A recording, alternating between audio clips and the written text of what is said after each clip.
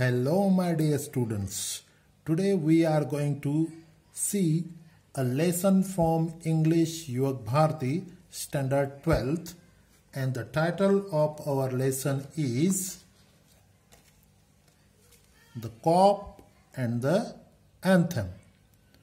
The meaning of cop. Cop means police officer. Anthem. Anthem means song.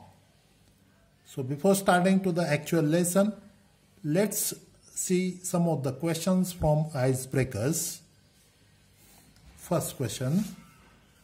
Suppose you have gone to a place where the winter season is very severe. Discuss with your partner the ways in which you would protect yourself in the cold climate. Now let's try to get the meaning of this question in Marathi also. असं गृहीत धरा की तुम्ही एखाद्या अतिशय थंड अशा ठिकाणी गेलेले आहात, तर अशा वेळेस तुम्हाला स्वतःचं संरक्षण करायचं आहे. तर तुम्ही तुमचं संरक्षण कोणत्या पद्धतीने करू शकाल, तर त्या गोष्टी तुम्हाला तुमच्या पार्टनर सोबत, तुमच्या सहकार्यासोबत डिस्कस करायच्या आहेत. Okay. Now let's discuss ways to protect from cold climate. Which are the different ways through which we can protect ourselves from the cold climate? Yes, of course, we can say that by wearing warm clothes. For example, sweaters, gloves, mufflers. Okay.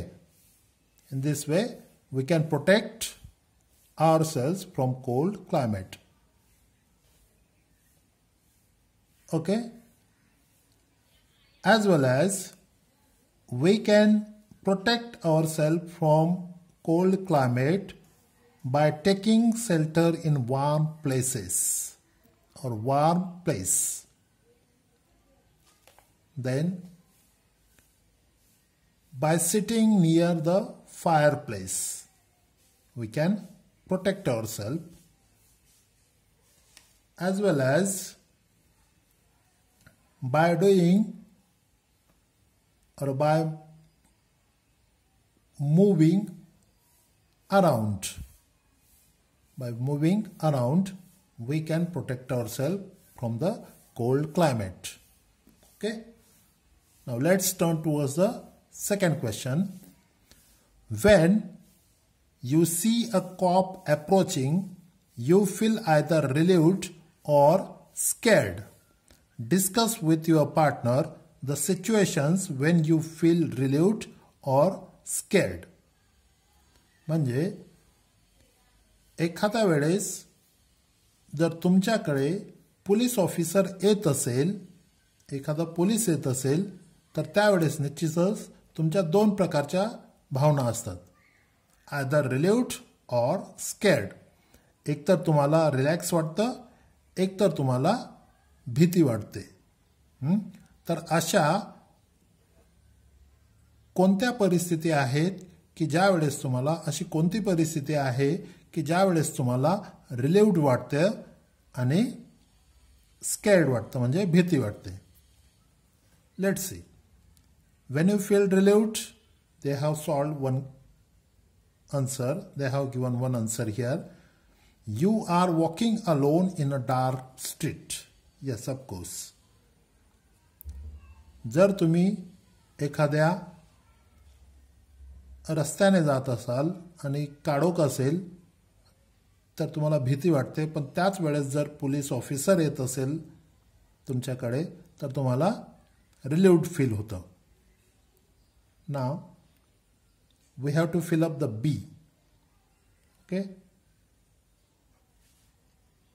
When somebody is following you. जर एखादा व्यक्ती तुमचा पाठलाग करत असेल, तर तुम्हाला भीती वाटते. पण त्याच वेळेस जर पोलीस ऑफिसर तुमच्याकडे येत असेल, तर अशा वेळेस आपल्याला रिलीव्ड फील होतं. C. Ewe teasing. Ewe teasing means what? unwanted remarks by men to women in public place. स्त्रियांविषयी चुकीचं वर्तन पब्लिक प्लेसवर केलं जात असेल तर त्यावेळेस जर पोलीस ऑफिसर आला तर निश्चितच त्या स्त्रियांना रिलीव्ड फील होतं.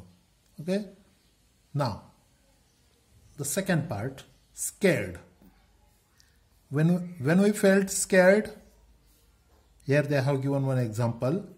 You are riding a bike without a valid driving license. Yes, this one is the reality.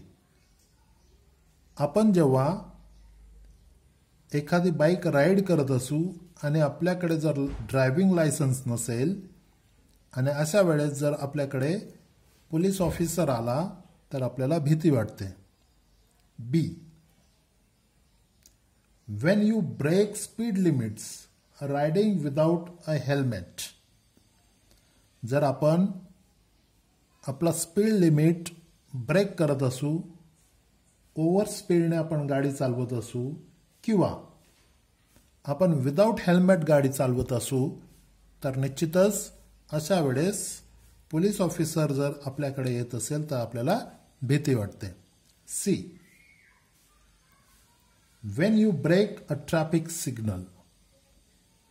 जेव्हा तुम्ही ट्रॅफिक सिग्नल ब्रेक करतात आणि हे जर पोलीस ऑफिसरने पाहिलं तर निश्चित तुमच्या मनामध्ये भीती वाटते, तुम्हाला भीती वाटते. Next question, discuss some of the motivating things that can change a person's life. One is given. What we have to do here? We have to discuss some of the motivating things. प्रेरणा देणाऱ्या गोष्टी ज्याच्याने व्यक्तीचं जीवन बदलू शकतं. Okay. One is given here. Listening to an inspiring speech. प्रेरणादायी भाषण जर आपण ऐकत असू तर त्याच्याने व्यक्तीचं जीवन बदलू शकतं. Okay, then which are the different motivating things that can change a person's life? We can say that by reading autobiographies of great men and women. महापुरुषांचे जीवनचरित्र जर आपण वाचलं तर निश्चितच ते मोटिवेशनल असतं आणि त्याच्याने आपलं जीवन बदलू शकतं. Next, by reading motivational books. yes, of course, books are also motivating things. पुस्तकं वाचून देखील आपल्याला प्रेरणा मिळू शकते आणि त्याच्याने देखील आपलं जीवन बदलू शकतं, एखाद्याचं जीवन बदलू शकतं.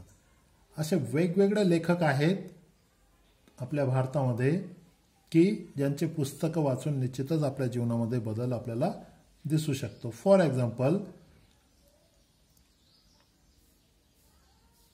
Books written by Robin Sharma, Shiv Khera. Then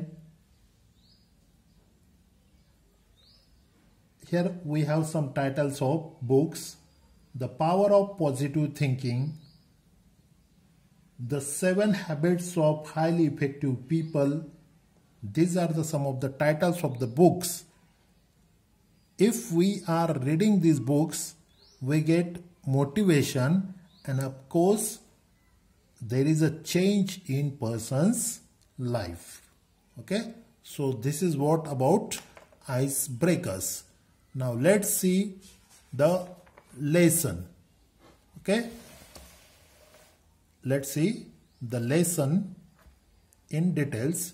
So before starting to the actual lesson, we must see the introduction about the writer as well as the summary of the lesson. O. Henry is the writer of this short story.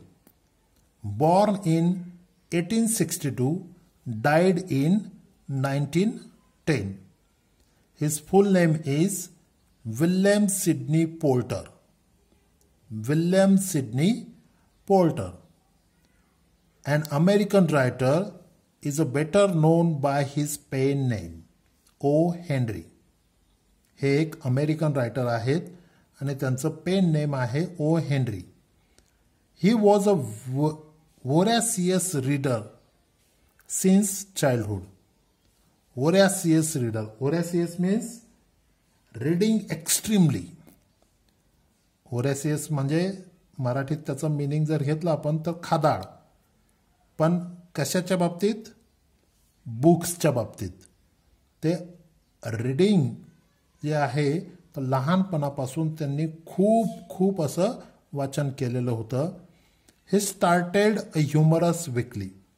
पुढे जाऊन त्यांनी एक humorous weekly म्हणजे साप्ताहिक, the rolling stone नावाचं humorous weekly त्यांनी start केलं.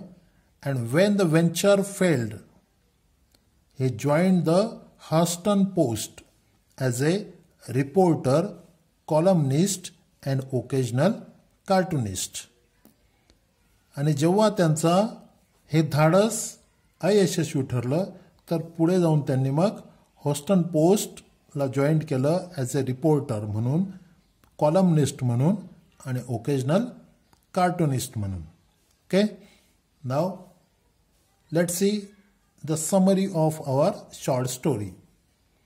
The story, The Cop and the Anthem, is one of O. Henry's well-known stories. To describe his style of writing, people have often used the term smile with tears, which implies his twisted way of thoughts and ending in almost every story. O Henry यांच्या लिखाणाच्या बाबतीत जर सांगायचं म्हटलं तर लोक असं म्हणतात की त्यांच्याकडे काय स्पेशालिटी आहे? The people use the term smile with tears, म्हणजे गालावर हसू आहे आणि डोळ्यात अश्रू आहेत, या पद्धतीचं त्यांचं लिखाण असतं. आणि निश्चितच आपल्याला त्यांच्या शॉर्ट स्टोरीजमध्ये, त्यांच्या स्टोरीजमध्ये आपल्याला ट्विस्ट पाहायला मिळतो. ओके, तर ही खासियत त्यांच्या बाबतीत आपण सांगू शकतो. In this story the main character Soapy is a vagabond and a person with criminal background. The main protagonist of our story is Soapy. जे मुख्य पात्र, जे मुख्य कॅरेक्टर आहे आपल्या स्टोरीमधलं, त्याचं नाव आहे Soapy. He is a vagabond. Vagabond means homeless wanderer, ज्याला स्वतःचं घरदार नाही आणि जो काय आहे, भटक्या आहे. And the most important thing is that criminal background. तर त्याचं बॅकग्राऊंड कसं आहे? क्रिमिनल आहे. He makes different plans to re-enter the prison as he has no shelter to protect himself from the severe winter. Just see. He makes different plans. तो वेगवेगळ्या योजना आखतो. कशासाठी? To re-enter the prison. तुरुंगात जाण्यासाठी. Prison म्हणजे तुरुंग. तुरुंगात जाण्यासाठी तो वेगवेगळ्या प्रकारच्या योजना आखतो. का? He has no shelter to protect himself from the severe winter. Just see, this is what we can say the misery of a person's life. The main character of our story Soapy do not have his own home. He is a vagabond. And that's why he wants to protect himself from the severe winter, and for that he wants to re-enter in the prison. तर सोपी जो आहे तर त्याला तुरुंगात का जावंसं वाटतं आहे? कारण त्याला स्वतःचं रक्षण करायचं आहे, संरक्षण करायचं आहे. कशापासून? सिव्हिअर विंटरपासून, तीव्र कडाक्याच्या अशा थंडीपासून त्याला स्वतःचा बचाव करायचा आहे आणि म्हणून त्याला कुठं जायचं आहे? प्रिझनमध्ये जायचं आहे. The story ends in an unexpected way. परंतु जी स्टोरी आहे तिचा जो शेवट आहे तो अनएक्सपेक्टेड आहे. And this is what the speciality of, we can say, O Henry. O. Henry has depicted Sophie's futile attempts to get arrested in a very humorous way. O. Henry यांनी अतिशय सुंदर पद्धतीने सोफीचे वेगवेगळे जे अटेम्प्ट्स आहेत तुरुंगात जाण्यासाठी, तर ते अतिशय ह्युमरस वेने, हास्यास्पद पद्धतीने मांडलेले आहेत. Okay. The cop and the anthem is about freedom and confinement. ही जी स्टोरी आहे the cop and the anthem, ही कशी आहे? It is about freedom and confinement. Freedom म्हणजे स्वातंत्र्य आणि कन्फाइनमेंट म्हणजे इम्प्रिझनमेंट म्हणजे तुरुंगवास. Initially, Sophie feels that there is freedom. Freedom from what? Miseries and worries. Where? In confinement. Means prison. सुरुवातीला सोफीला काय वाटतं की स्वातंत्र्य कशात आहे? स्वातंत्र्य कशात आहे? इन कन्फाइनमेंट म्हणजे तुरुंगामध्ये स्वातंत्र्य आहे. का? कारण मिझरीज आणि वरीज म्हणजे दुःख आणि ज्या यातना आहेत, ज्या चिंता आहेत, यांच्यापासून त्याची जी सुटका आहे तर ती कुठं होऊ शकते? तर ती प्रिझनमध्ये होऊ शकते, म्हणजे तुरुंगामध्ये होऊ शकते. आणि त्याची चिंता काय आहे? त्याचं दुःख काय आहे? त्याचं दुःख आहे cold winter season, severe winter. Okay.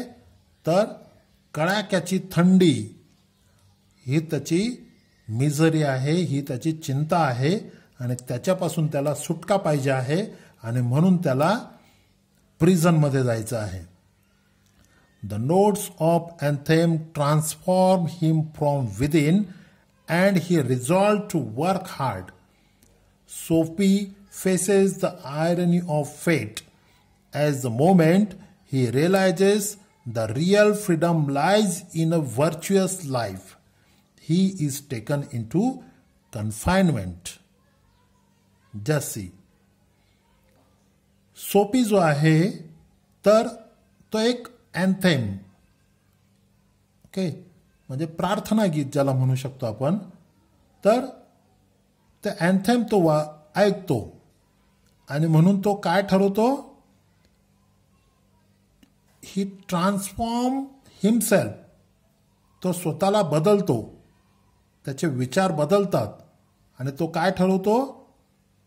He resolves to work hard. आता त्याला खूप काम करायचं आहे.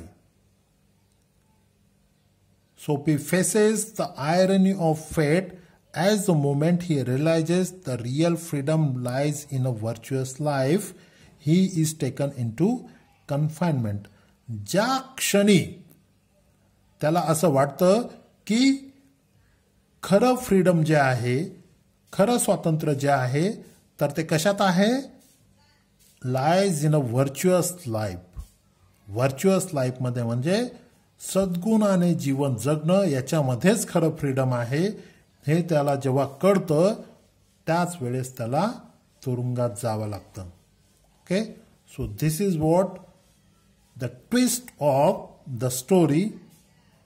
Let's see how the writer has depicted it in a different way or in a different situations.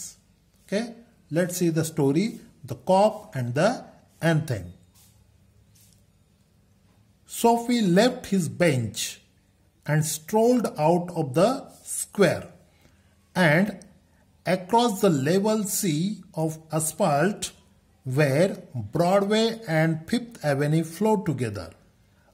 Up Broadway he turned and stopped at a luxurious cafe. सोपी नावाचा मुलगा आहे. तो बेंचवर पार्कमधल्या बेंचवर बसलेला आहे आणि strolled means here we can get the meaning of strolled in dictionary. Walked in a leisurely way.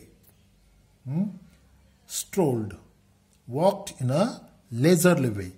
म्हणजे कुठल्याही प्रकारचा एम डोक्यात न ठेवता कंटाळवाण्या पद्धतीने तो चालत गेला, पुढे चालत गेला.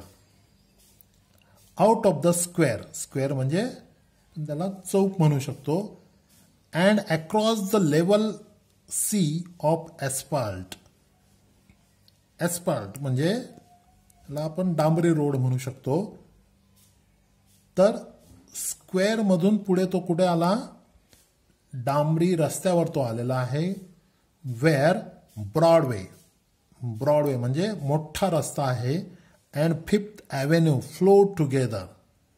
Fifth Avenue, actually avenue means where a kind of road where we can find a big trees around or outside of the road. मोठा रस्ता ज्याच्या आजूबाजूला आपल्याला खूप मोठी मोठी झाडं पाहायला मिळतात, त्याला ॲव्हेन्यू असं म्हटलं जातं. तर हा ब्रॉडवे आणि ॲव्हेन्यू असं दोघं रस्ते जे आहेत ते एकत्र आलेले आहेत. तर अशा ठिकाणी सोफी आलेला आहे. Let me tell you the background or the setting of our story. As you know that the setting of this story is America in New York. Okay. Let's see. Up Broadway he turned and stopped at a luxurious cafe. आणि पुढे जाऊन तो ब्रॉडवेवरनं turn घेतो आणि एक अतिशय मोठं luxurious खूप उच्चभ्रू लोकांसाठी असलेलं जे कॅफे आहे, ज्याला आपण रेस्टॉरंट म्हणू शकतो किंवा उपहारगृह म्हणू शकतो, तर त्याच्या समोर येऊन तो थांबला. Next paragraph. Soapy had confidence in himself from the lowest button of his vest upward. Soapy जो आहे तर त्याला आत्मविश्वास आहे, स्वतःबद्दल आत्मविश्वास आहे. का?